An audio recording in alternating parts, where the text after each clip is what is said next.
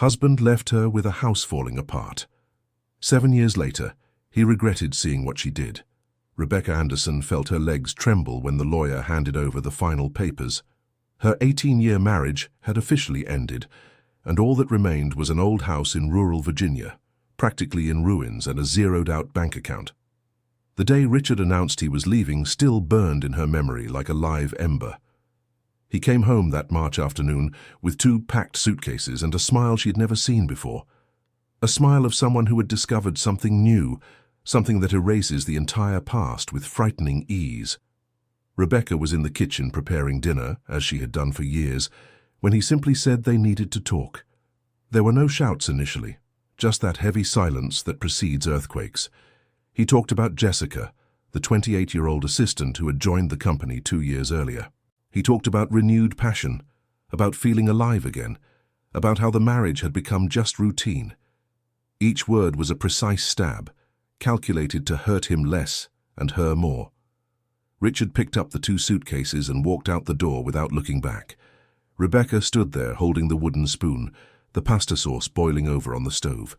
The smell of burning filled the kitchen, but she couldn't move. It was as if her body had forgotten how to function. How long she stayed like that, she couldn't say. It could have been minutes or hours. When she finally reacted, dinner was completely lost, as apparently her life was. The following days were a blur of pain and bitter discoveries. Richard didn't just leave with Jessica. He emptied the joint account before leaving, taking every penny they had saved together. The $17,000 that were there on Friday simply disappeared by Monday. When Rebecca called the bank, they said he had every right since it was a joint account. The feeling of helplessness was overwhelming. She tried calling Richard dozens of times, but he blocked her number. She sent messages that went unanswered. It was as if 18 years of history had been erased overnight. The house they lived in the city belonged to Rebecca's father-in-law. 3 weeks after Richard left, his father showed up with an informal eviction. He said he needed the property for another son and that Rebecca would have to leave. There was no conversation, no consideration for the years she had been part of that family. Just the coldness of someone discarding something that no longer served a purpose. Rebecca had only one option. The old house she had inherited from her mother 5 years earlier, a property in the countryside that she and Richard had always planned to renovate someday, but which had remained abandoned all this time. When she arrived at the property with just 2 bags of clothes and some kitchen utensils she managed to gather, Rebecca felt like sitting on the dirt floor and giving up on everything. The wooden house was worse than she remembered. The roof had collapsed in several places. Windows were broken. The front door hung crooked on rusty hinges. It was like looking into a mirror of her own soul at that moment, broken, crooked, about to collapse completely. The tall weeds covered the entire yard, reaching up to the rotting porch. She carefully climbed the 3 steps, testing each plank before putting her weight on it, fearing the floor would give way beneath her feet. The interior was even more desolate. Layers of dust covered everything, spiderwebs hung from the corners of the ceiling, and there was a strong smell of mold and rotten wood. The main room had a huge hole in the floor where you could see the ground below. In the kitchen, the sink was broken and faucets were non-existent. The old wood-burning stove was covered in rust. Rebecca opened the faucet out of pure reflex, and to her surprise, a trickle of brown water began to flow. At least there was water, even if she needed to treat it before using it. She sat on an old stool she found, the only piece of furniture left, and finally the tears came.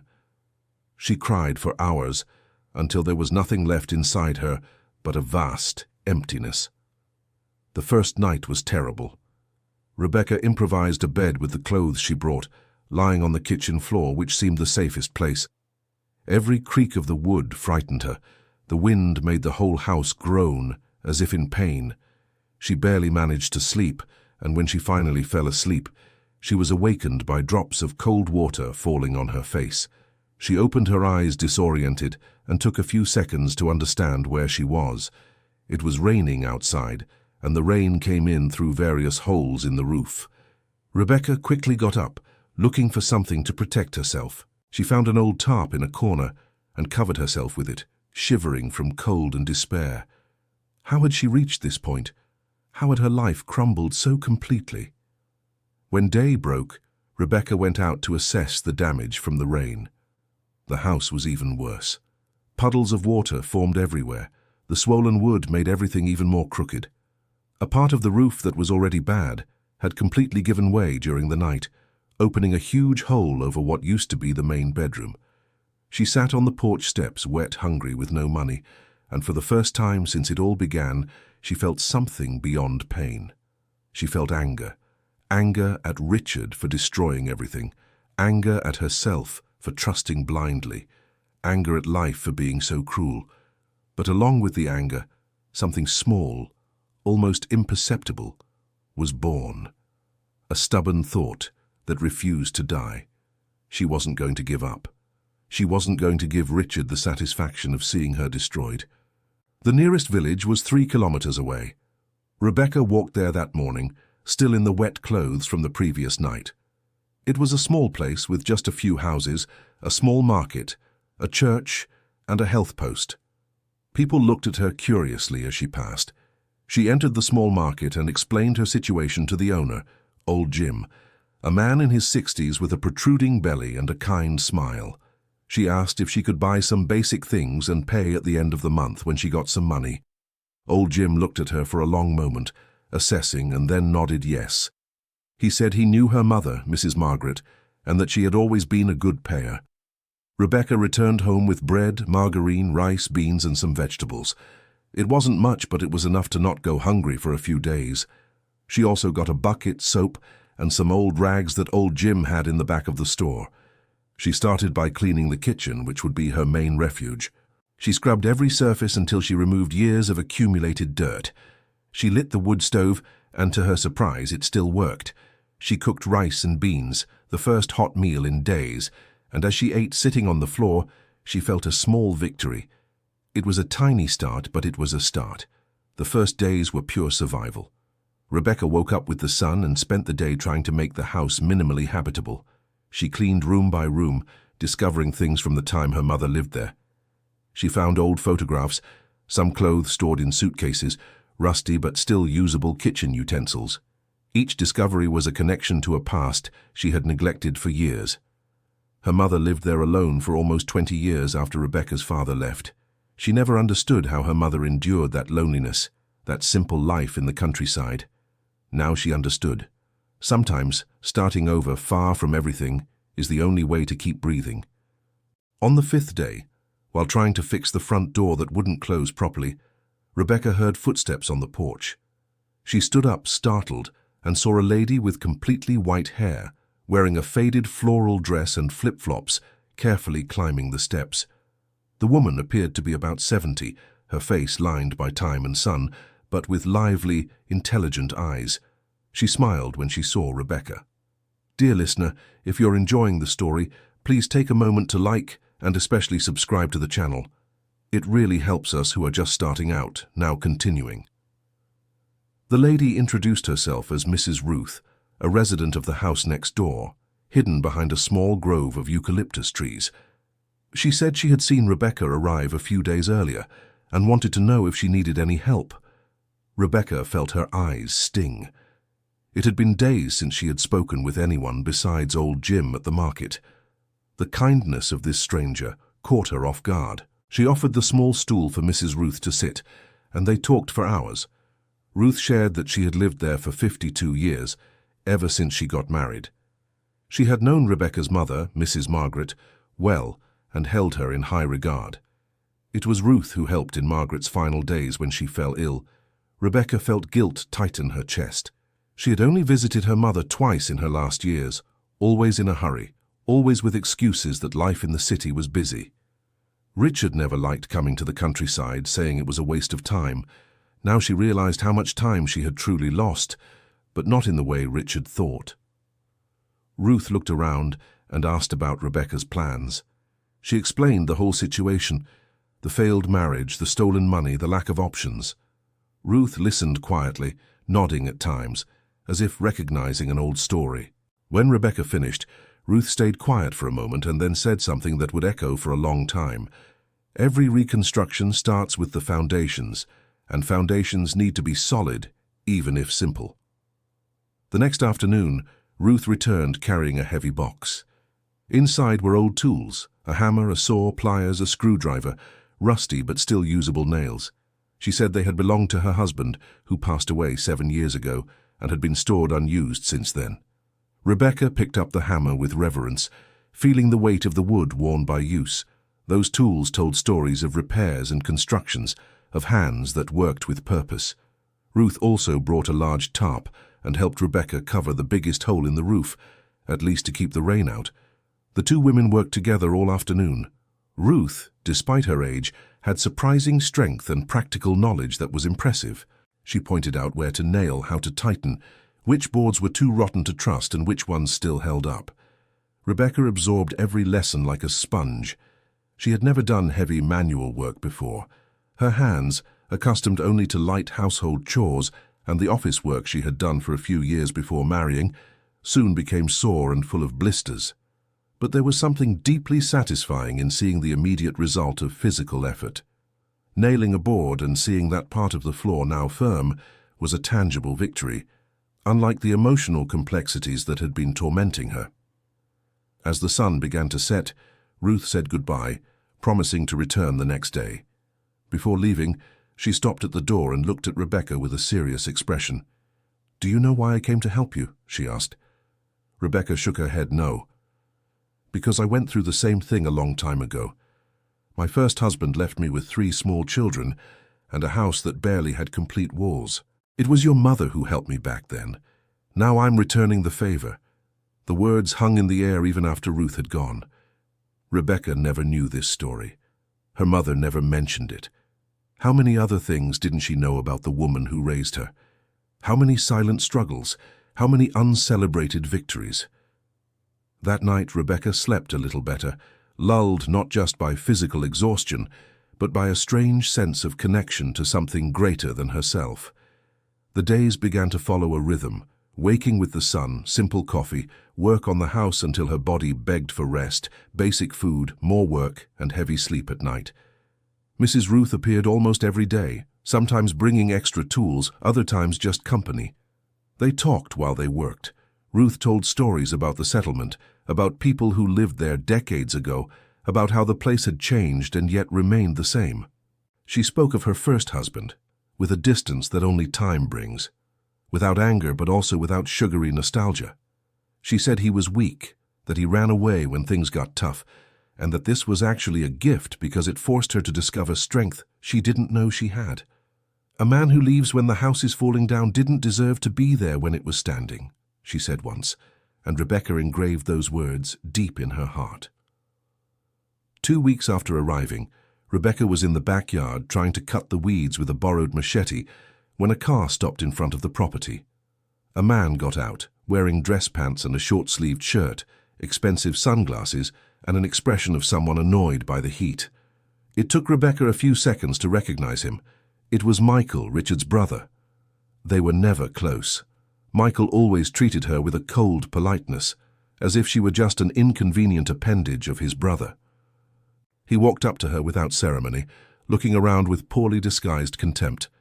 "So this is where you're hiding," he said, not even greeting her.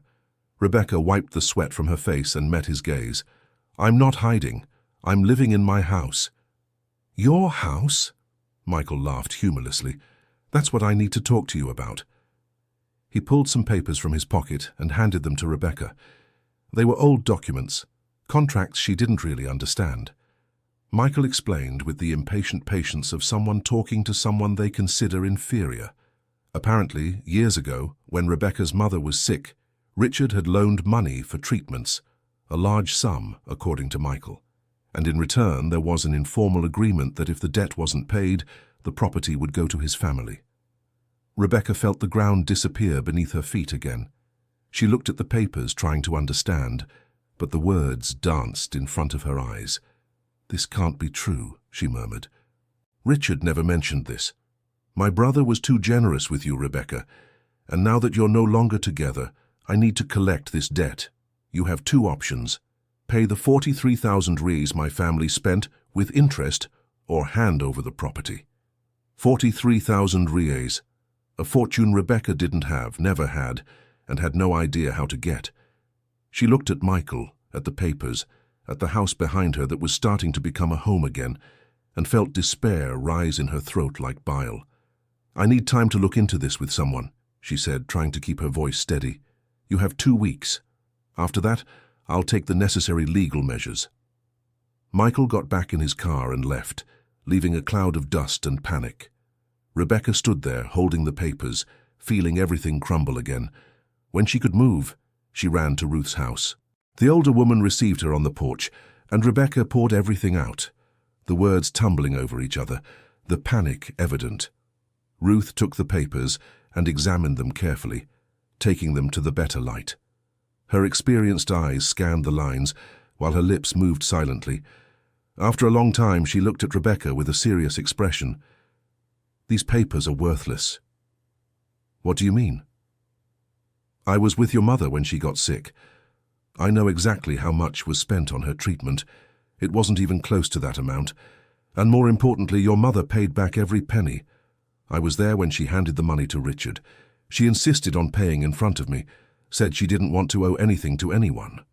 Rebecca sat heavily in Mrs. Ruth's porch chair, processing the information.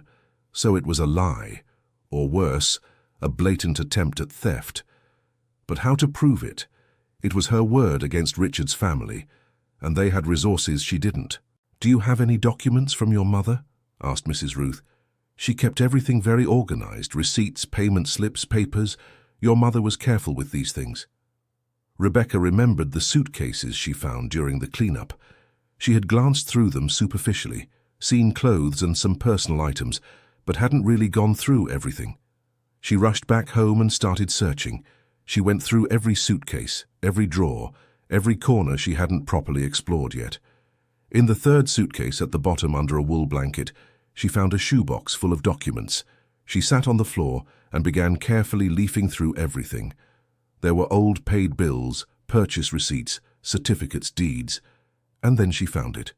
A receipt signed by Richard confirming the receipt of 17,500 reais, fully settling any debt related to medical treatments.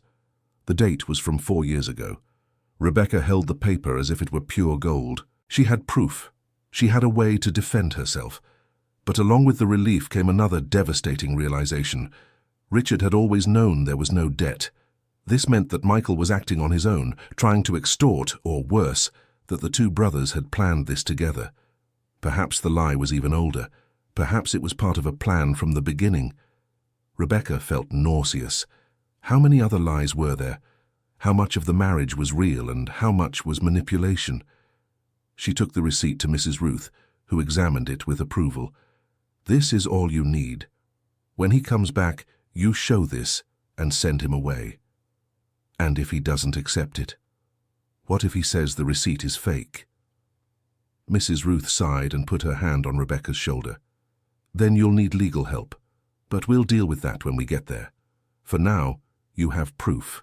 That's already a lot." The 2 weeks passed in agony. Rebecca continued working on the house, but her heart was heavy with worry.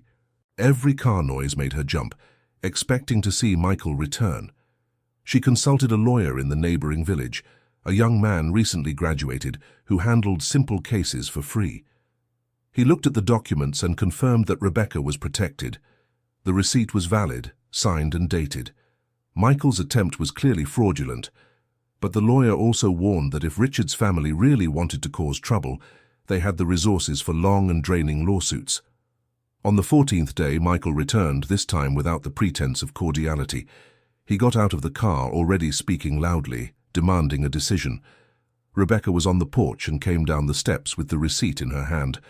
Mrs. Ruth was there too. She had insisted on being present. Rebecca extended the paper to Michael. "This is a receipt signed by your brother 4 years ago, proving that any debt was settled. I owe nothing to you or your family. This property is mine by right, left to me by my mother, and is registered in my name. Any attempt to take it from me will be treated as the fraud it is." Michael's expression changed. Surprise first, then anger. He took the receipt and examined it, looking for some flaw. He found none. The signature was undeniably Richard's. "This changes nothing," he said, but his voice had lost its earlier confidence. My brother spent other amounts on you during the marriage. This is just part of it. Then bring proper documentation and we'll discuss it with a judge, Rebecca replied, surprising herself with her firmness. But I suspect you have nothing, because there's nothing. It was an attempt to scare me off this property. It won't work. Mrs. Ruth stepped forward, her presence small but powerful. I was present when the money was paid.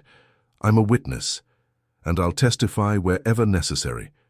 Now I suggest you leave Rebecca's property before you're the one accused of attempted extortion. Michael looked between the two women, realizing he was defeated. He threw the receipt back at Rebecca angrily and returned to his car, speeding off at high speed, making the tires screech on the dirt road. When the sound of the engine finally faded in the distance, Rebecca collapsed onto the steps, trembling. Mrs. Ruth sat beside her and took her hand. It's over. You stood up for yourself. How could he do this? Rebecca murmured. How can his family be so cruel? Because cruel people exist, my dear, and they usually attack when they see weakness, but you showed you're not weak. That's what matters. That night, Rebecca couldn't sleep properly.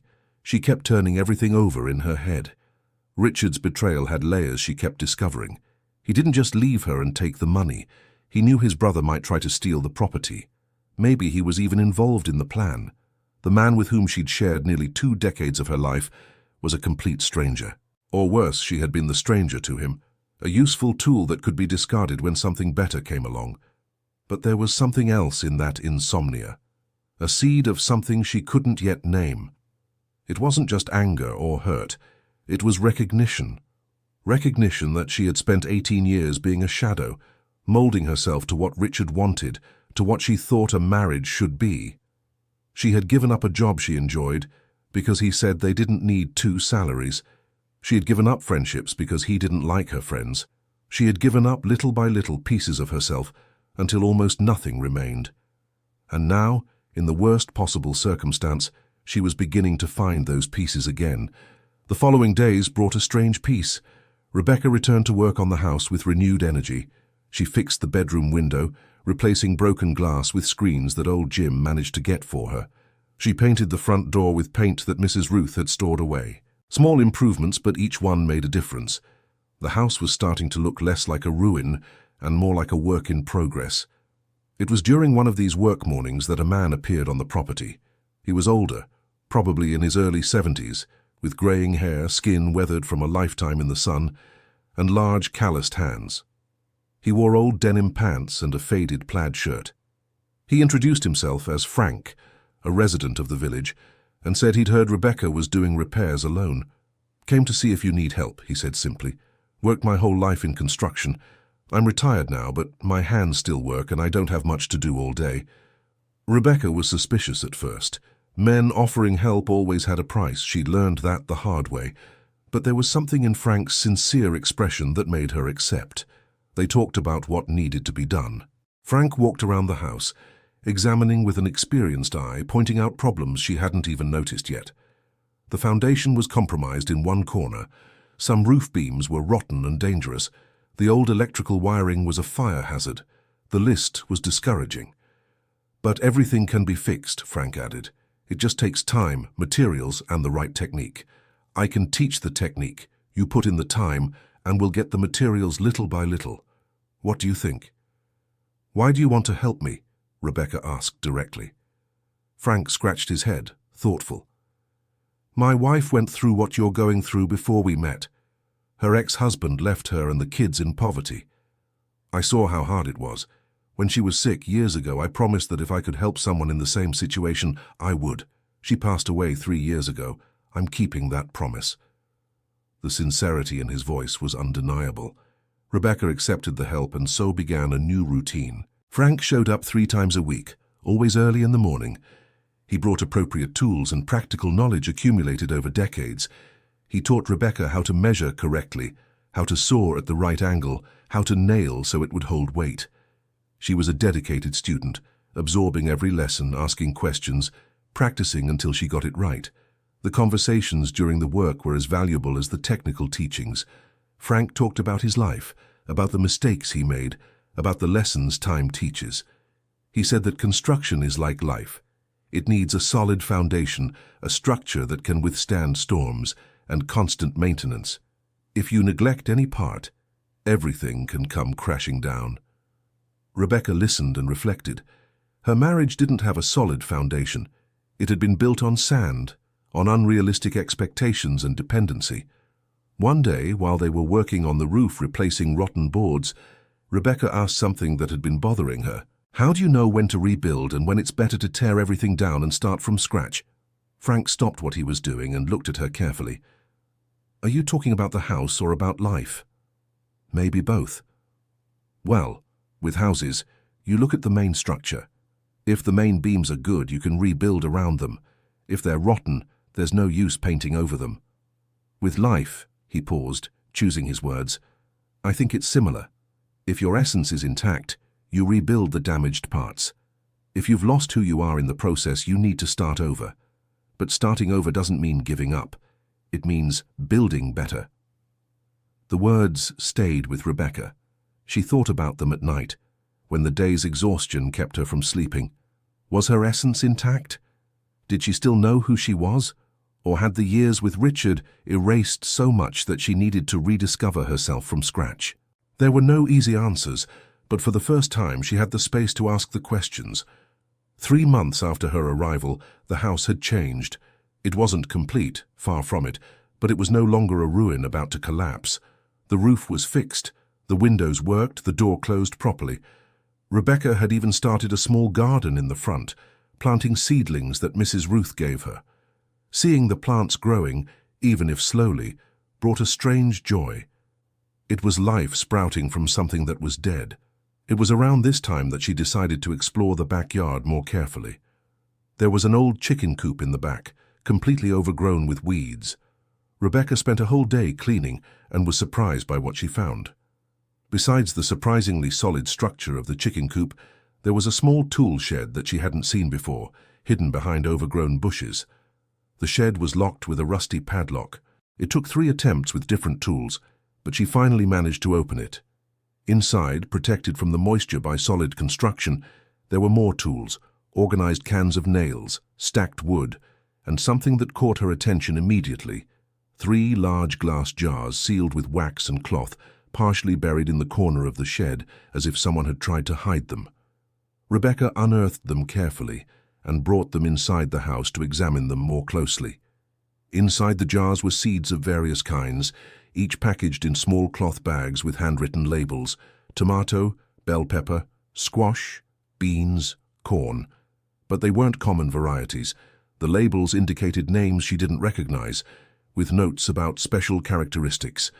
And along with the seeds was a thin notebook wrapped in plastic for protection. When Rebecca opened it, she immediately recognized her mother's neat handwriting. The notebook was a gardening diary. Page after page of notes on planting, ideal times, specific care, recipes for natural fertilizer, preservation techniques, and interspersed with that, personal notes from her mother that made Rebecca's heart ache. Her mother spoke of loneliness, of starting over, of finding purpose in the land. One specific entry, dated 10 years ago, said, "I planted seeds today. I don't know if I'll see them all grow, but I'm leaving these special varieties stored for when someone needs them. Perhaps my daughter, if she ever returns to this place she so avoids.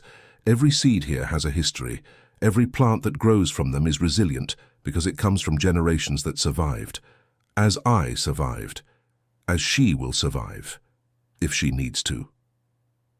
Rebecca read and reread those words, tears streaming down her face.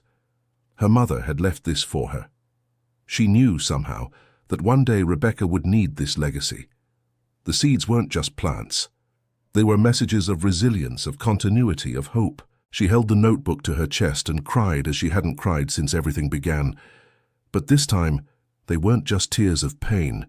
They were tears of connection, of gratitude, of something that was beginning to feel like healing.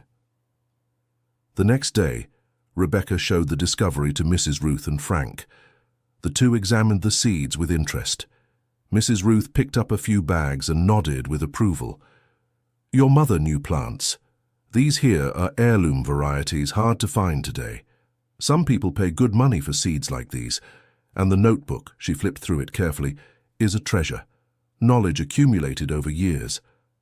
Frank suggested that she start cultivating. It was a good planting season, the backyard had plenty of space, and she could sell the surplus at the local market that happened every Saturday in the village. Rebecca hesitated. She had never planted anything in her life besides a few flowers in pots, but Frank and Mrs. Ruth offered help, and she decided to try. The following weeks were dedicated to preparing the soil. Frank taught her how to make raised beds using recycled wood he obtained. Mrs. Ruth showed her composting techniques and soil preparation. Rebecca followed the instructions in her mother's notebook religiously. She planted each seed carefully, watered them just right, protected the more fragile seedlings with netting. And she waited. The wait was torturous at first. She checked the beds several times a day, looking for signs of growth. But then one morning she saw small green shoots breaking through the soil. It was a silent miracle. Life emerging from the ground, defying all odds.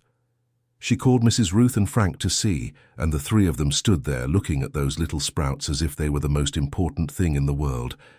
And perhaps they were. Dear listener, if you're enjoying the story, please take a moment to like and especially subscribe to the channel. It really helps us who are just starting out. Now, continuing. The plants were growing, and along with them, Rebecca was growing too. Each day brought new challenges and small victories.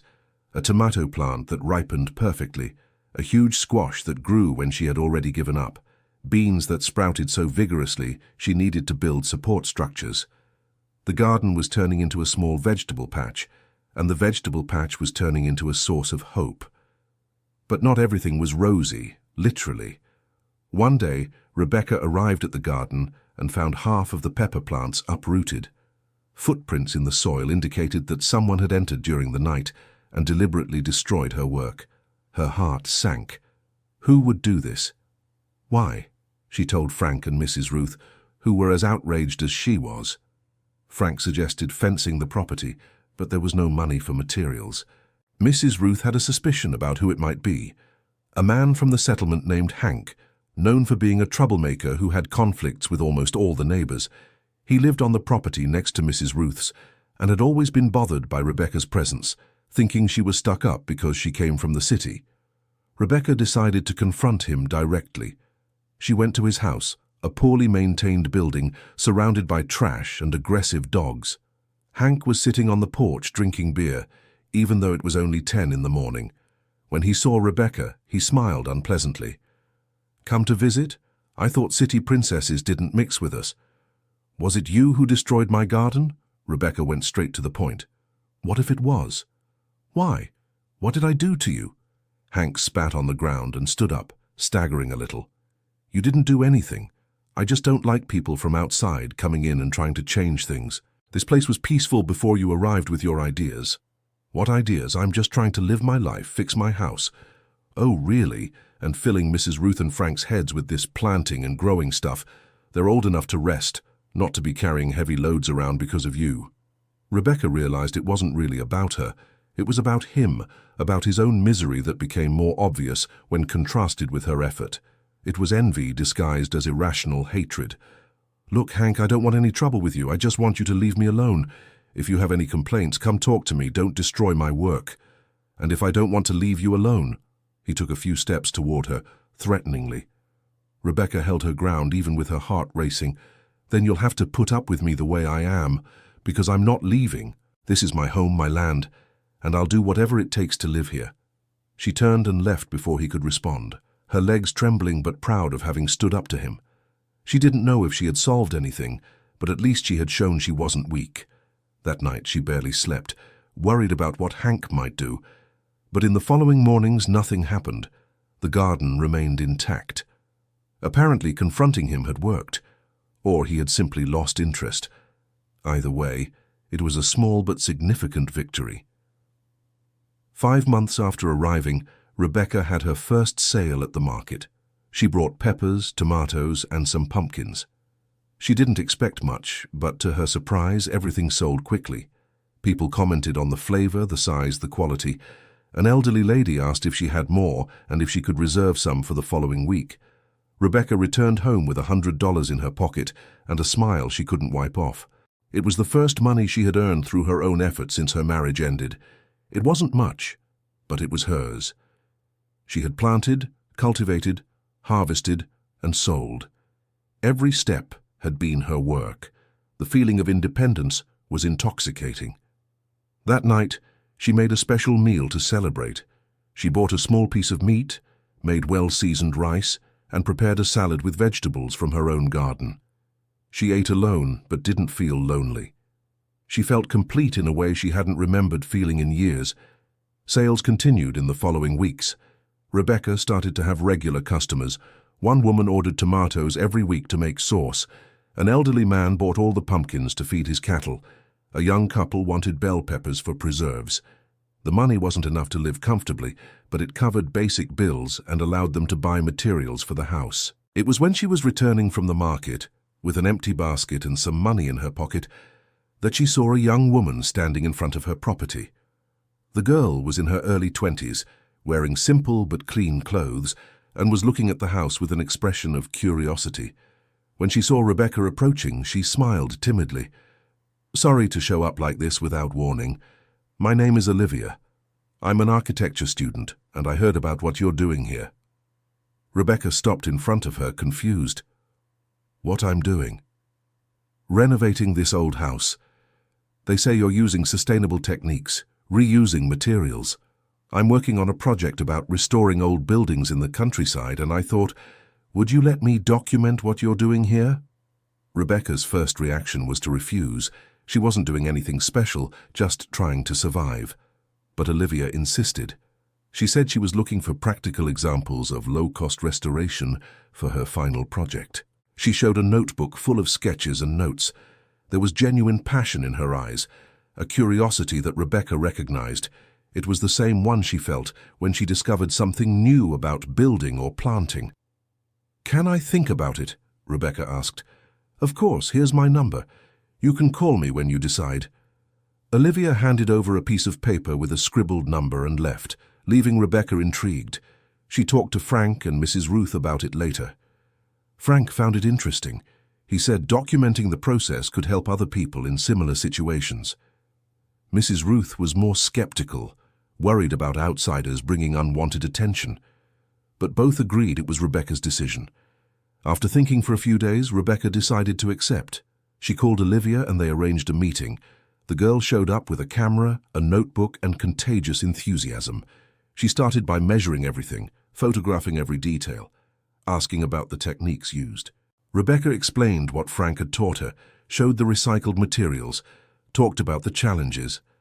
Olivia absorbed everything, making quick sketches and constant notes. During their conversations, Rebecca learned more about Olivia's life. She came from a poor family, was the first in her family to attend college. She worked part-time at a store to pay for her studies. She lived in a shared house with 5 other girls. Her dream was to design affordable housing for low-income people, to show that it was possible to have decent housing without spending a fortune. The girl's determination reminded Rebecca of herself, or rather of the version of herself that had been emerging in recent months. Olivia started visiting regularly, always bringing new ideas. She suggested planting climbing plants on one of the exterior walls to create natural thermal insulation. She proposed building a rainwater collection system using old gutters. She showed how to rearrange the interior rooms to make better use of natural light. They weren't expensive or complex ideas, just smart and well thought out. Rebecca loved these conversations, loved seeing the house through the eyes of someone who understood design and functionality.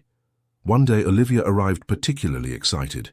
She said she had found at a nearby junkyard materials that were practically free, old windows that someone had discarded after a renovation, solid wood doors needing only sanding and paint, various tiles that could create an interesting mosaic. The junkyard owner agreed to give everything for a symbolic price if they would pick it up. Rebecca, Olivia, Frank, and even Mrs. Ruth organized themselves. They rented a pickup truck with the money Rebecca had made from the market and went to collect the treasure. Seeing those materials piled up in the backyard was like winning the lottery. There was so much potential there, so many possibilities. They spent weeks working to install everything. The new, to them, windows completely transformed the look of the house. The solid wood doors, after being sanded and varnished, looked beautiful. The tiles created a unique mosaic in the kitchen that was everyone's favorite piece. The house was changing remarkably. It wasn't just repairs and patch-ups anymore. It was starting to have personality, style. Neighbors from the settlement started showing up just to see the progress. Some offered materials they had left over at home, half a can of paint, nails, pieces of wood. Others offered labor for specific tasks. A plumber fixed the old piping without charging. An electrician redid the basic wiring for the cost of materials. The community was getting involved, and that touched Rebecca deeply. It was around that time, almost 8 months after arriving, that Rebecca received an unexpected message. It was from Jessica, the secretary Richard had run off with. The message was short and direct. "We need to talk. Can I come there?" Rebecca read and reread it, trying to decide what to do. Part of her wanted to ignore it, block the number and move on with her life. But another part was curious. What could Jessica want? She replied yes, and they scheduled for the following Saturday. When Jessica arrived, Rebecca barely recognized her. The woman getting out of the car had none of the confident, put-together secretary she remembered. Jessica was too thin, with deep dark circles, simple clothes, and a tired expression. She was pregnant, with a prominent belly of about 6 or 7 months. The two sat on the porch. Rebecca offered water, and they sat in awkward silence for a few minutes. Finally, Jessica began to speak. "I know you owe me nothing. I know I did something terrible, but I had no one else to talk to, and I needed to speak with someone who understands who he really is." "Richard?" Rebecca asked, though she knew the answer. "Yes, he is not the man I thought he was, the man he pretends to be." Jessica told everything. How at first Richard was attentive, romantic, generous. How he painted the marriage with Rebecca as something dead, loveless, maintained only out of obligation. How she believed she was saving him from an unhappy life. But after they left together, everything changed.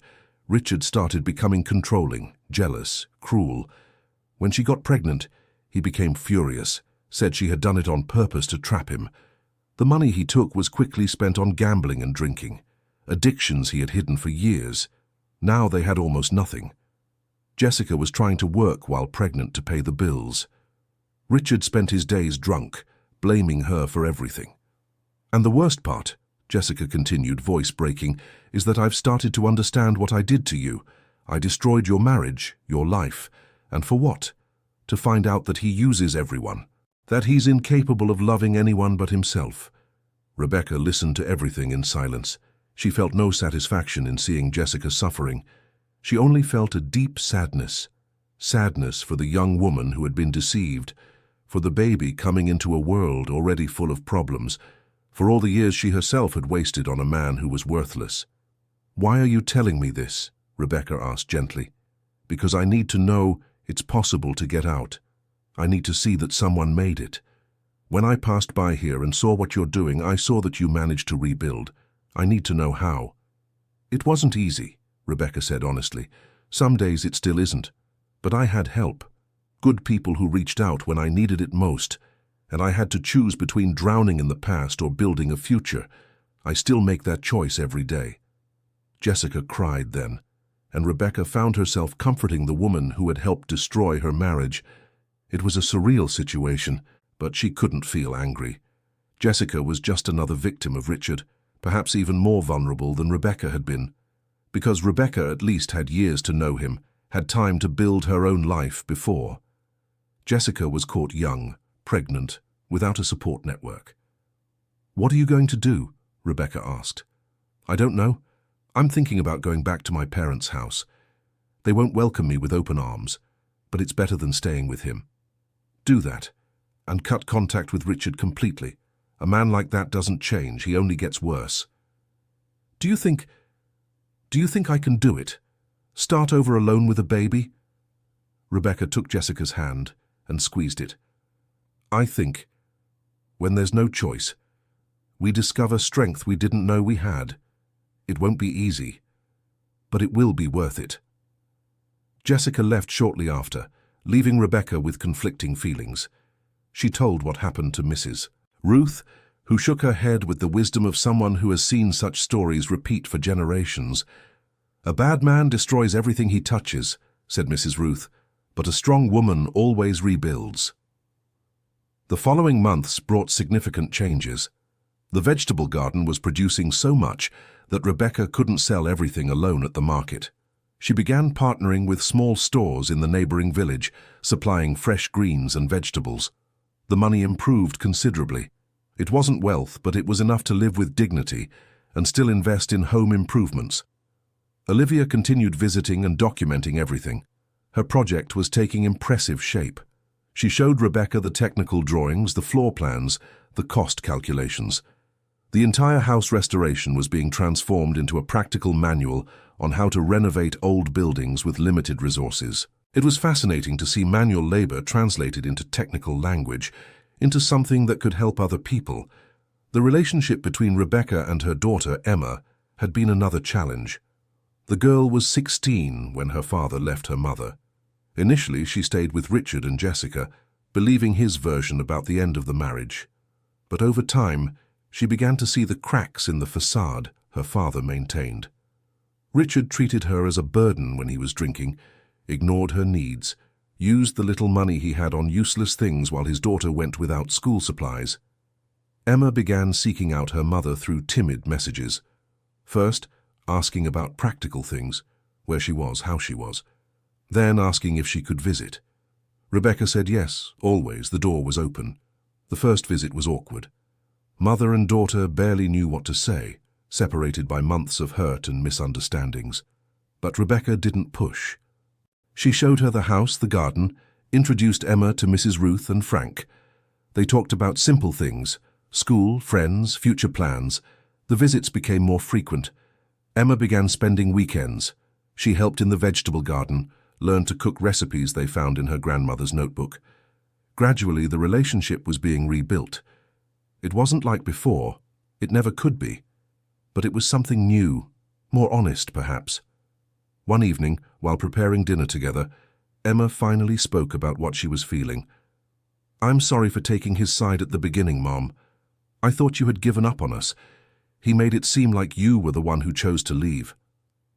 "I know, sweetheart. He's good at manipulating. And you're still very young. You don't need to apologize. But I want to. And I want you to know that I admire what you're doing here. You could have given up, but you didn't." Those words meant more to Rebecca than any money or recognition. It meant her daughter was seeing who she really was, not the version Richard had painted. It meant there was still a chance for them to have a real relationship. It was Emma who suggested that Rebecca Anderson create a social media profile to showcase the work. Rebecca resisted at first. She wasn't good with technology, didn't know what to post. But Emma insisted, offering to help. They created a page together.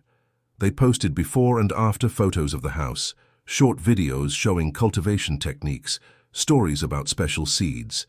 They didn't expect much. It was more a way to document progress. To both their surprise, the page started growing. People commented, shared, asked questions. There was an audience for that type of content, people interested in sustainability, simple living, overcoming challenges. Within a few weeks, they had thousands of followers, and with the followers came opportunities. A sustainable architecture magazine asked to do a feature. A local television channel wanted to film a short documentary. Gardening companies offered partnerships.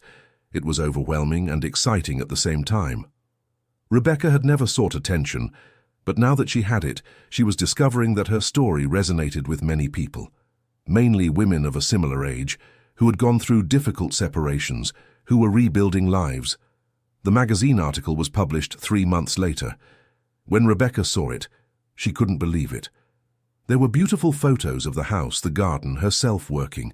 The text told her story with sensitivity, focusing on transformation and resilience. Olivia was mentioned as the architect who helped document and plan the renovations. Frank and Mrs. Ruth also appeared, described as pillars of the community who supported the project. The title was From Ruins to Renewal, How a Woman Transformed Abandonment into Legacy.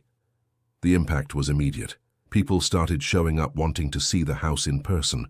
Some came from far away, from other cities.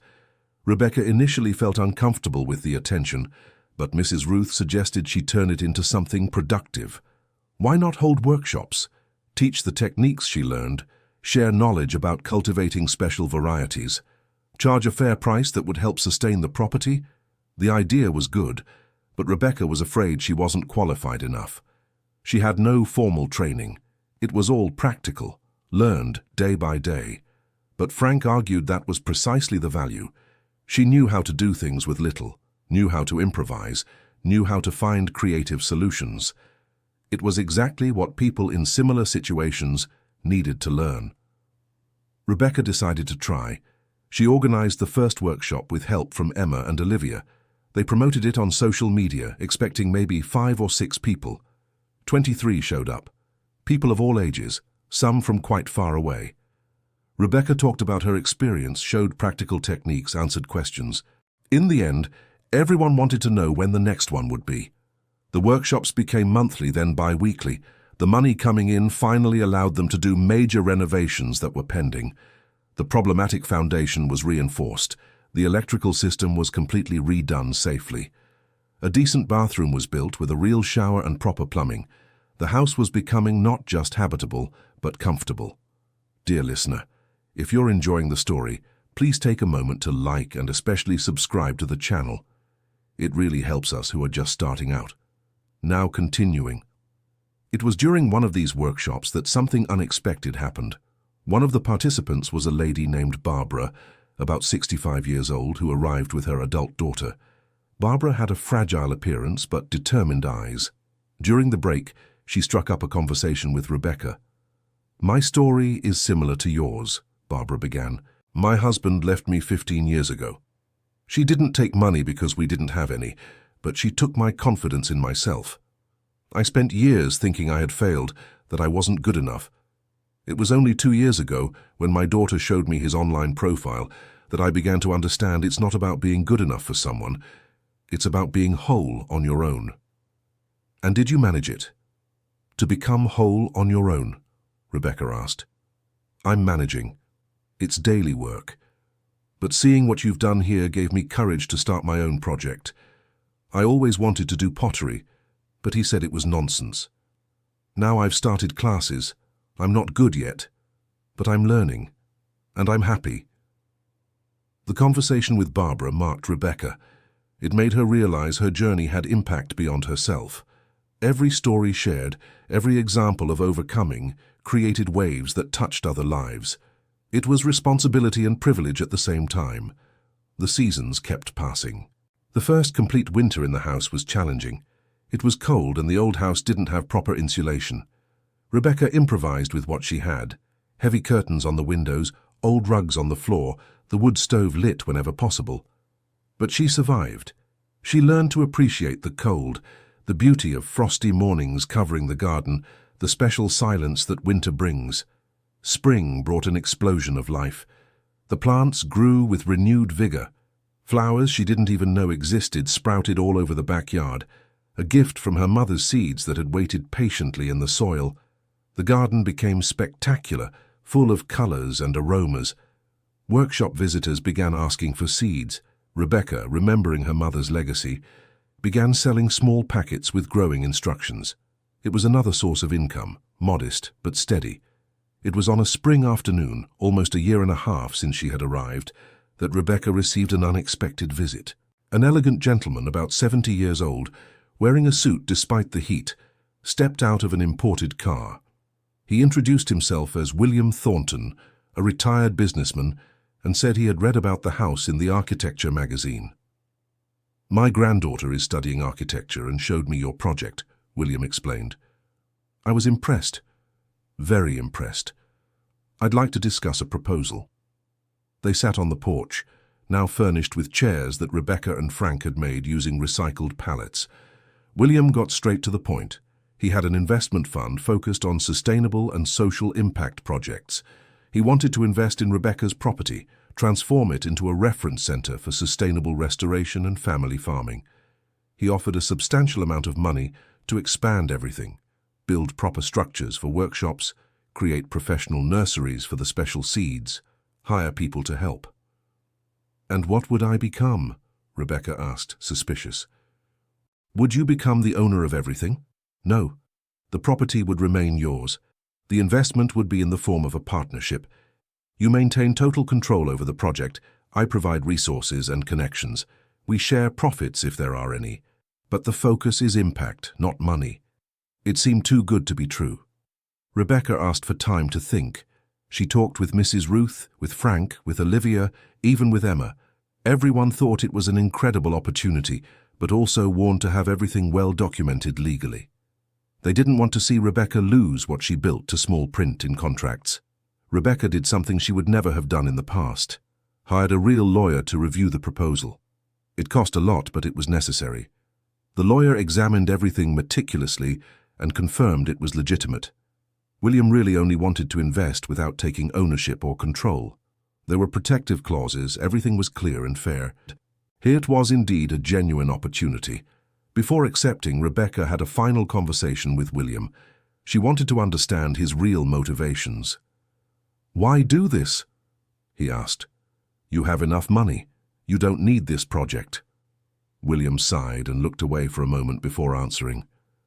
"My wife went through something similar to you when she was younger. First marriage, abusive husband, left with nothing. She rebuilt her life alone before we met. She always said she wanted to help other women do the same. When she passed away 2 years ago, I promised I would use our resources for this. Your project is exactly the kind of thing she would support. I'm not doing you a favor. I'm keeping a promise." The sincerity in his voice was undeniable. Rebecca accepted the partnership. The following months were of accelerated transformation. With adequate investment, they built a large shed specifically for workshops, with capacity for 40 people. They installed modern irrigation systems in the vegetable garden. They created climate-controlled nurseries to cultivate rare seeds. They hired 2 people from the village to help with daily work. Deborah, a 40-year-old woman who needed a job, and Brandon, a young man of 22 interested in sustainable agriculture.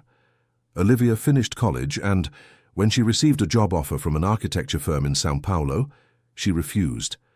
She said she wanted to continue working on the project, that she saw more purpose there than in any big office. Rebecca hired her officially as project coordinator. Emma decided to study agronomy in college, inspired by what her mother was building. She said she wanted to learn scientifically what her mother knew intuitively. The house continued to be Rebecca's home, but now it was also the headquarters of something bigger. The property gained an official name, Seeds of Renewal, Center for Sustainable Practices. Workshops happened every week, attracting people from various states. The special seeds from Rebecca's mother's collection were being catalogued and preserved scientifically. They discovered that some were varieties considered lost, making the collection valuable not only commercially, but culturally. The City Hall of the neighboring town contacted them, offering cultural heritage certification. The work of preserving ancient seed varieties and traditional construction techniques was considered important for the region. Rebecca accepted the certification with pride.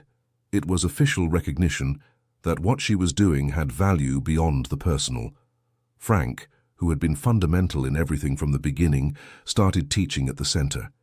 His decades of construction experience were pure gold for those who wanted to learn. He beamed when he taught, especially the young people. He said he was passing on knowledge that would otherwise die with him. Mrs. Ruth became the project's official grandmother. She was always there, offering advice, preparing community lunches for the workshops, telling stories that illustrated life lessons. Her presence was calming, reminded everyone that what they were doing there was more than building and planting. It was building community. 2.5 years after arriving there, with only 2 bags of clothes and a broken heart, Rebecca was sitting on the renovated porch, drinking coffee and watching the sun rise over her transformed property. The garden was full of flowers. The vegetable garden was producing abundantly. The workshop shed had constant activity. There was life, purpose, future. It was that morning that the phone rang. Unknown number. Rebecca answered and heard a voice she never expected to hear again. "Rebecca, it's Richard." The world seemed to stop for a second. She hadn't spoken to him in over 2 years. Since the divorce was finalized, he had simply disappeared from her life. "What do you want?" she asked, voice colder than she intended. "I need to talk to you. Can I come there? I know where you are. I saw it in the online articles." Rebecca wanted to say no. I wanted to hang up and block the number, but curiosity won. What could he want after all this time? "You can come, but don't expect anything beyond conversation." "I don't expect anything. I just need to talk." He arrived the following afternoon. Rebecca almost didn't recognize him. The man getting out of the old car was a shadow of the Richard she had known. He was too thin, with deep, dark circles, graying and poorly cut hair, wrinkled clothes. He seemed to have aged 10 years in 2. They sat on the same porch where so many important conversations had taken place. Richard looked around with a poorly disguised expression of shock. The house he had left falling apart was completely transformed. Beautiful, welcoming, alive. "I can't believe what you've done here," he began. "What do you want, Richard?" Rebecca had no patience for pleasantries. "I wanted to apologize and explain some things." "You don't need to explain anything, and your apologies come too late to change anything." "I know, but I need to say it anyway." He took a deep breath. "Everything fell apart, Rebecca. Jessica left me when the baby was born. She took the girl and went back to her family. I lost my job because I was drinking too much. The house I was living in was repossessed by the bank. I'm living with my brother now in the same room I slept in as a child." Rebecca listened without showing emotion. It was a sad story, but it wasn't her problem. "And why did you come here? Do you expect me to feel sorry for you?" "No, I came because I saw what you built. I saw you happy in interviews. I saw the project grow. And I realized that you didn't need me. You never did. I was the one who needed you, and I wasted it. It took you long enough to realize, I know. And I'm not here asking for another chance. I know that will never happen. I'm here because I need you to know that I understand now. You were always strong. I was the weak one, and my weakness almost destroyed you. But it didn't. And this," he gestured to the property, "this is proof that you were always capable of amazing things." "You're right that you won't get another chance," Rebecca said firmly. "And if you came hoping I'd offer a job or money or anything, you can leave now. I didn't come to ask for anything. I just wanted you to know that I regret it. Everything. Cheating on you, taking the money, not seeing who you really were when I had the chance." There was something pathetic about him now. The man who had left so confidently was back broken and regretful. Rebecca expected to feel satisfaction, some victory in seeing this, but she only felt emptiness. He didn't matter anymore. His approval, his regret, his presence, none of it had weight. "Richard, I'll be honest with you. There was a time when I would have given anything to hear you say that, but that time has passed. I rebuilt my life not in spite of you leaving me, but because you left me. You forced me to discover who I really am. And that person," she pointed to herself, "has no place for you in it. I understand. I just wanted you to know, and for you to know that I'm proud of what you did, even though I have no right to be. Thank you, I guess, but your pride means nothing to me." They stayed silent for a moment. Rebecca looked at the garden, at the distant shed where a workshop was happening, at the house she rebuilt with her own hands. "Is Emma okay?" Richard asked after a while. "She's great. Started college, is working here at the project, has plans for the future. And before you ask, yes, she knows you're living with your brother. She decided not to have contact with you for now. Respect that." "I will respect it. She has every right. Is there anything else you need to say?" Rebecca was eager to end that conversation. "No, I don't think so. Just take care of yourself, Rebecca. And congratulations on all of this. You deserve it." Richard stood up and walked back to the car. Rebecca remained seated, watching him leave. When the car disappeared around the bend in the road, She let out a long sigh that seemed to come from somewhere deep inside her. It was the sigh of someone who had finally closed a chapter. Mrs. Ruth appeared shortly after, as if she had waited for the conversation to end. "How are you?" asked the old friend. "Well, strangely well. I thought seeing him again would stir me up more, but he doesn't matter anymore. He's just someone I met once. That's healing, my dear. When the person who hurt you becomes just a person, no longer the source of all your pain." He seemed so lost, Ruth, and I felt nothing. No anger, no satisfaction, no pity, just emptiness. Is that normal? It's better than normal. It's liberation. You no longer need anger to protect you, nor pain to define you. You are you, complete, independent of him. Mrs. Ruth's words made deep sense. Rebecca had spent so much time processing the betrayal, overcoming the pain, rebuilding life.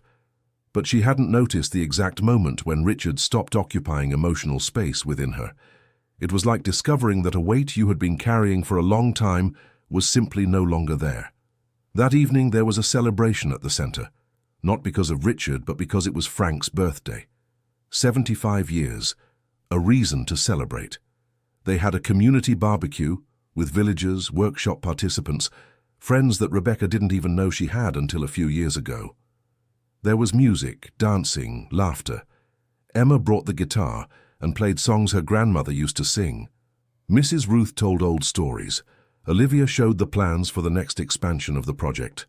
In the middle of the party, Rebecca looked around and was overcome by a wave of gratitude so strong it brought tears to her eyes. She looked at every face, every smile. These people, some she had known for months, others for years, were her family now. Not by blood, but by choice. Of shared effort and common purpose. Of mutual support and deep understanding. Later, when most had left, and only a few close ones remained, Frank asked for attention. He stood up, a little awkward with so many eyes on him, and began to speak. "I wanted to thank everyone for being here, but I especially wanted to thank Rebecca. When I met her, almost 3 years ago, she was at the worst moment of her life, but she didn't give up. And by not giving up, she not only rebuilt her house, she rebuilt the entire community, gave purpose to a retired old man who thought he was finished, gave work to people who needed it, gave hope to women who thought there was no way out. This place," he gestured around, "is much more than a center for sustainable practices. It's proof that rebuilding is always possible." Applause broke out. Rebecca was red, uncomfortable with the attention, but deeply touched. She stood up and hugged Frank, holding tight the old bricklayer who had been the first to believe she could do it. The following months continued to bring growth and changes. The center established itself as a regional reference. Universities began sending students to intern there. A family farming cooperative requested a partnership to distribute the special seeds. A publisher offered Rebecca a contract to write a book about her experience. Writing the book was a cathartic process, sitting down and putting the entire journey into words, the pain, the fear, the rebuilding, the small and big victories. Olivia helped with the technical part about architecture and construction. Mrs. Ruth contributed with stories and wisdom. Frank reviewed entire chapters about practical techniques. Emma took the photographs that would illustrate the text. It was a collective project, like everything they did. The book took 8 months to write and launch. It was called Foundations, Rebuilding Life from the Ruins. The launch took place at the center itself, with a big party and the presence of everyone who had been part of the story. It was an emotional evening, full of hugs, happy tears, and celebration. The book's success brought even more attention. Rebecca began receiving invitations to give talks. At first she refused, thinking she wasn't a speaker, that she wouldn't know how to address large audiences. But Emma convinced her to try at least once. The first talk was terrible. She was nervous, forgot half of what she intended to say, stumbled over her own words. But the message resonated anyway. People approached her afterward, crying, saying she had changed their perspectives. With practice, Rebecca improved. She learned to speak naturally, to share vulnerability without losing strength. Her most requested talks were about female resilience and reinvention after 50. She spoke honestly about the difficulties, about the days she wanted to give up, about how she overcame them. She didn't sell an easy formula or empty promises. She sold the raw truth about how much it costs to rebuild, but also about how much it's worth. The 4th year since her arrival brought a moment of deep reflection.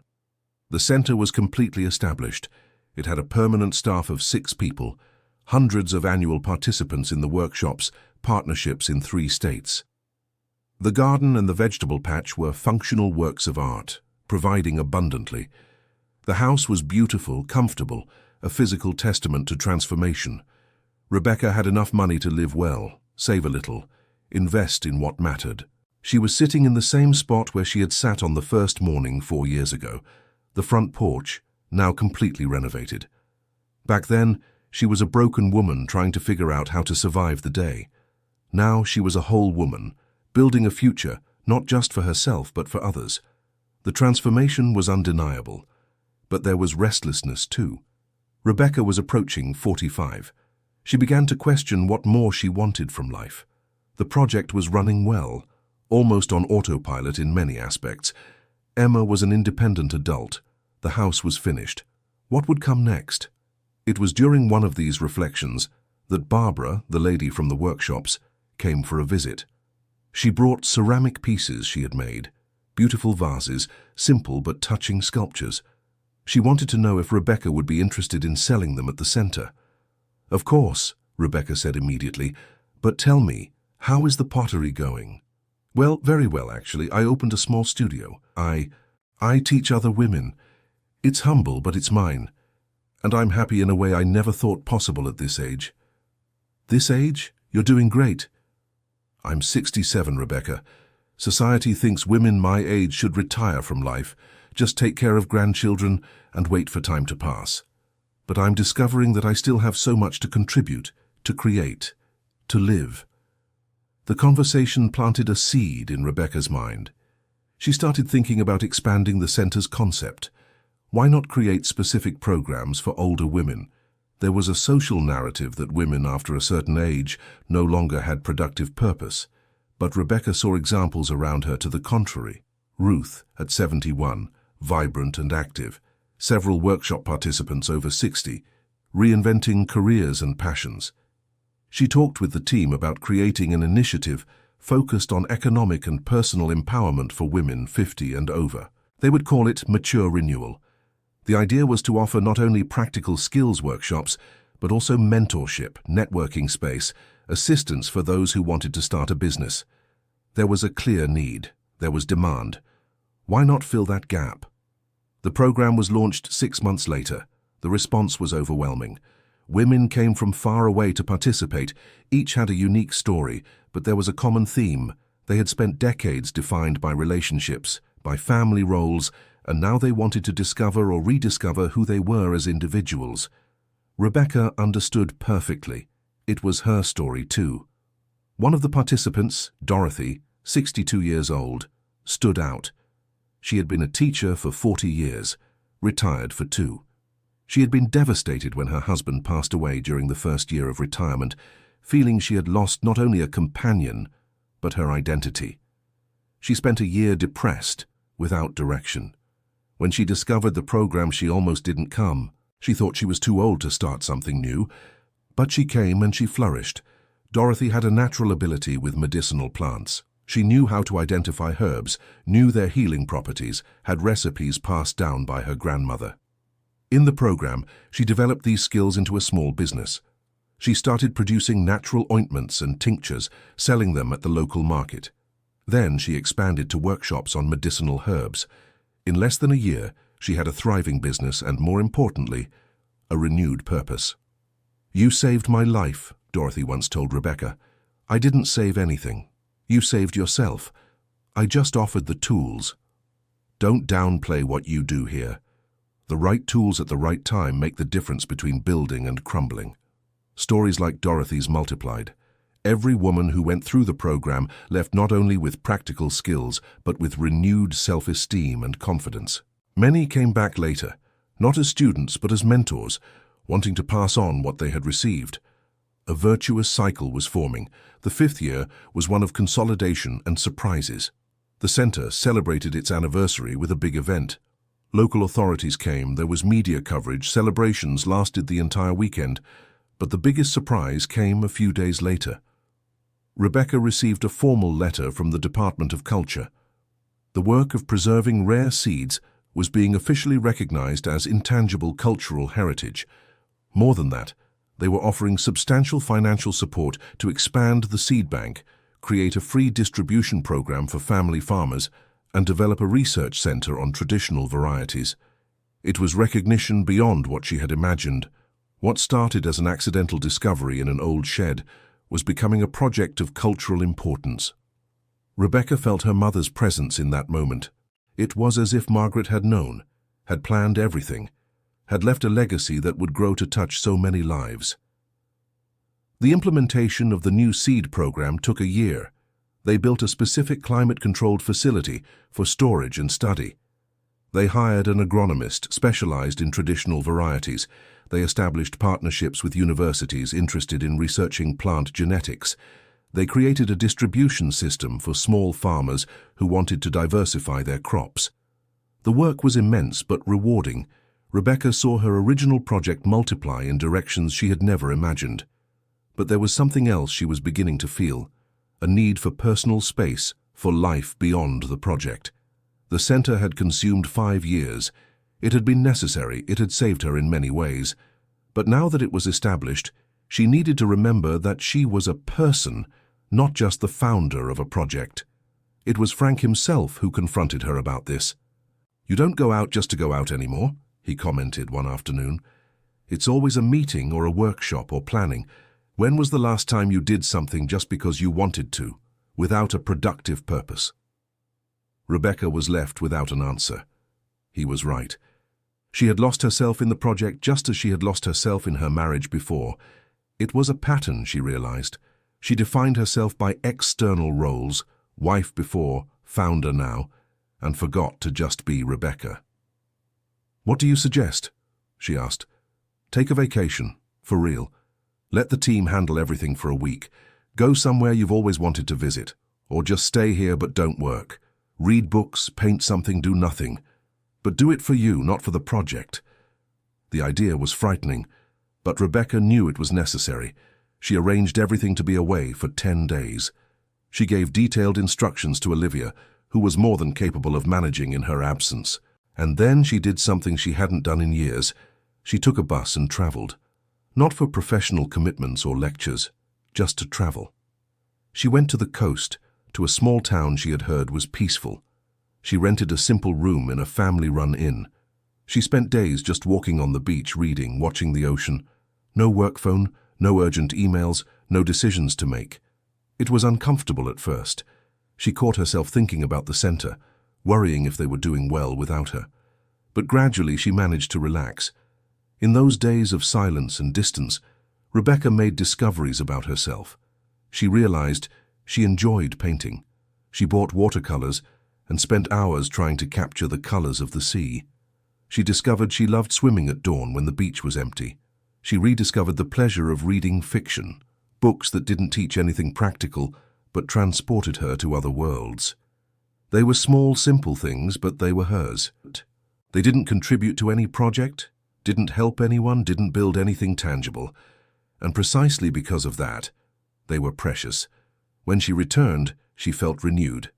The team had managed everything perfectly without her, proving that the center didn't depend exclusively on her constant presence. It was liberating and a little scary, but it meant she could start balancing life and work in a healthier way. Emma noticed the difference in her mother immediately. "You seem lighter, Mom, as if you dropped a weight you didn't even know you were carrying." "I think I did. I realized I built this place, but I don't have to be this place. I can have my own life too." "And what kind of life do you want?" her daughter asked with genuine curiosity. "I'm still figuring it out, but I think it involves more time for myself, for things I enjoy without any purpose other than enjoying them. Time with you, with friends, less responsibility, more lightness." "You deserve that, Mom, more than anyone." The 6th year was one of personal experimentation. Rebecca started watercolor painting classes with a local artist. She organized quarterly short trips to nearby places. She reduced her workload at the center, delegating more. She spent more time with Mrs. Ruth just talking, having coffee on the porch without discussing work. She reconnected with some old friends she had lost touch with during her marriage to Richard. It was during this period of openness that she met Daniel. He showed up at the center as a participant in a workshop on sustainable construction. He was a 52-year-old engineer, divorced for 5 years, with 2 adult daughters. He had kind eyes, calloused hands from working, and an easy smile. They talked during the workshop break, and the conversation flowed naturally. Daniel came back for the next workshop, and the one after that. They always found time to talk.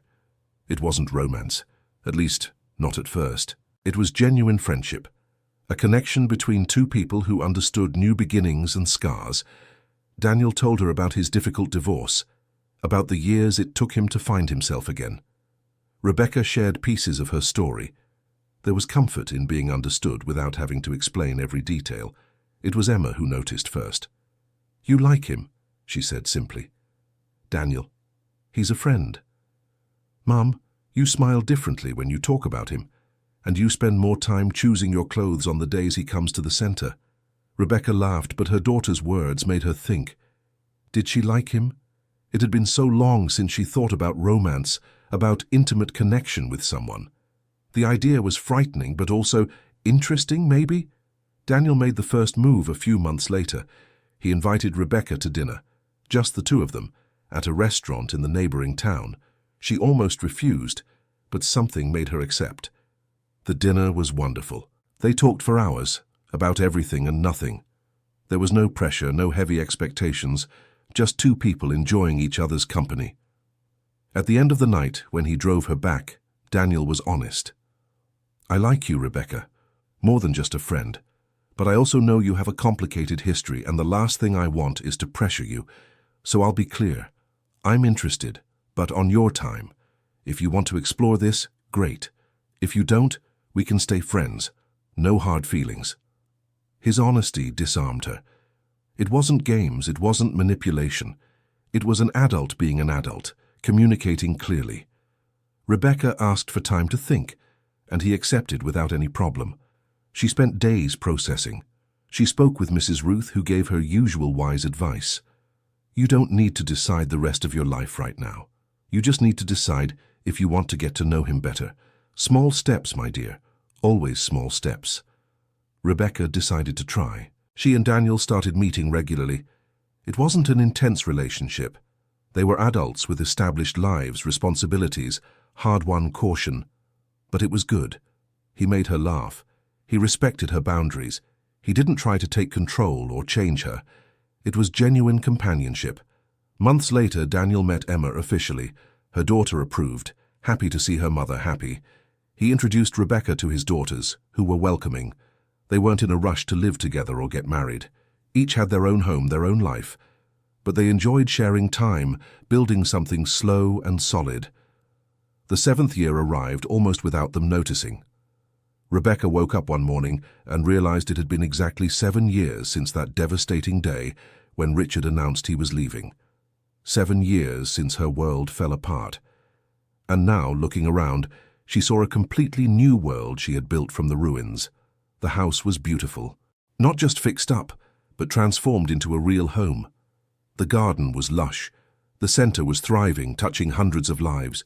She had genuine friends, a family she chose, meaningful work, hobbies she loved. She even had, perhaps, a new love growing slowly. But more important than any of that, she had herself. Complete, whole, capable. It was a few days after this quiet anniversary that Richard showed up again.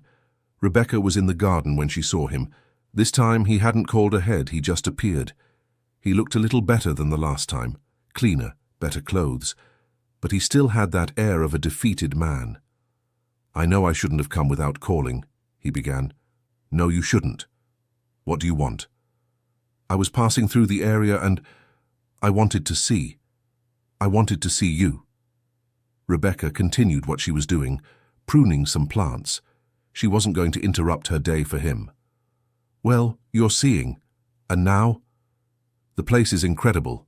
I read about everything you built here. The book, the programs, the recognition. You're almost a celebrity. I'm not a celebrity. I'm someone who works hard at something I believe in. Richard was silent for a moment, watching her work. I made the biggest mistake of my life when I left you. Rebecca stopped what she was doing and finally looked at him directly. No. The biggest mistake of your life was how you treated me while we were together. Leaving me was the best thing you ever did for me, even if that wasn't your intention. Rebecca, I know I don't deserve it, but do you think we could ever— No, she interrupted firmly. Whatever you were about to suggest, the answer is no. We are not going to be friends. We are not going to try again.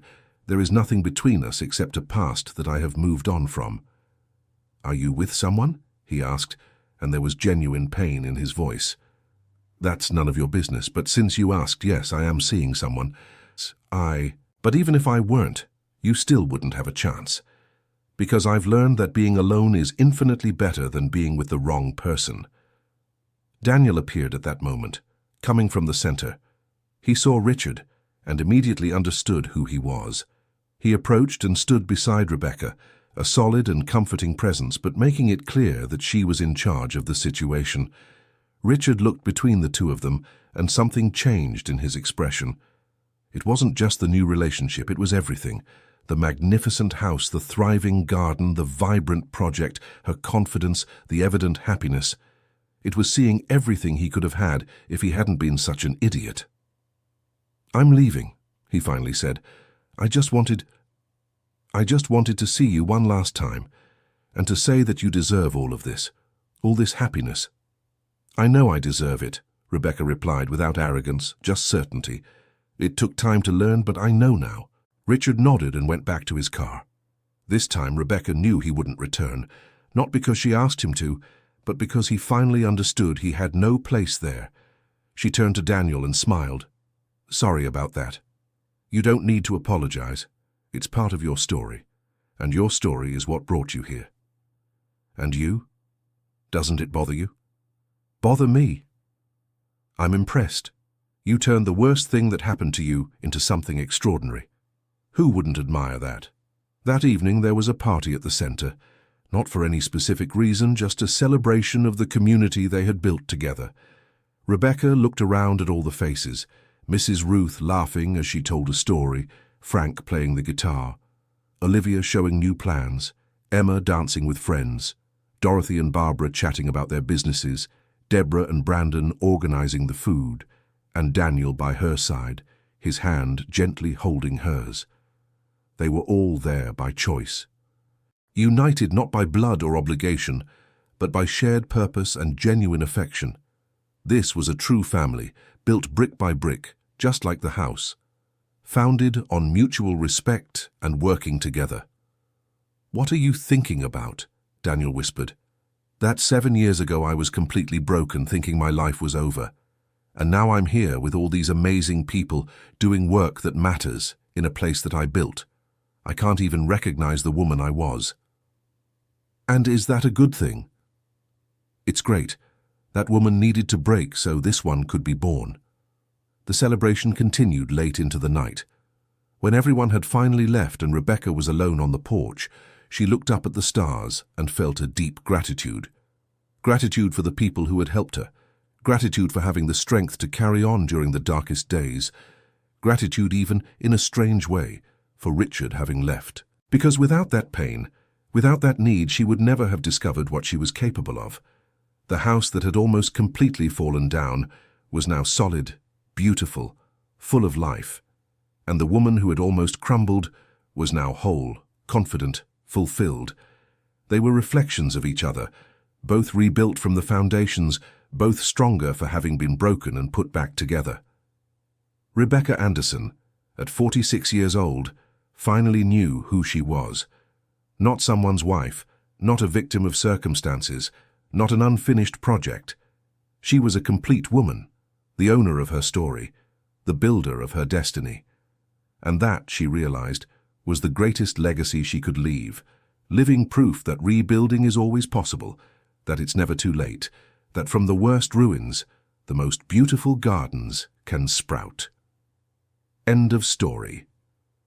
And you, dear listener, what did you think of this story of overcoming? Did Rebecca make the right decisions? Leave your honest opinion in the comments. Don't forget to leave your like and, most importantly, subscribe to the channel so you don't miss other moving stories we will tell. Thank you so much for your company.